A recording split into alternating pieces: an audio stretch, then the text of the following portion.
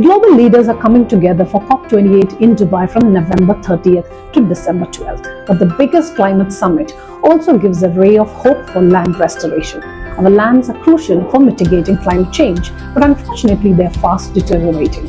Climate change and land degradation go hand in hand. Climate change is a major cause for land degradation. Greenhouse gases mess with our land's health.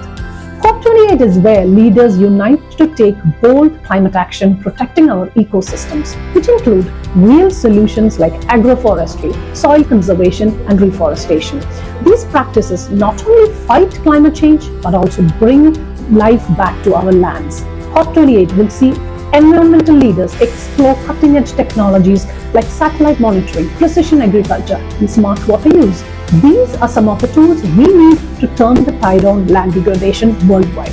In short, COP28 is our chance to tackle climate change and also restore our lands.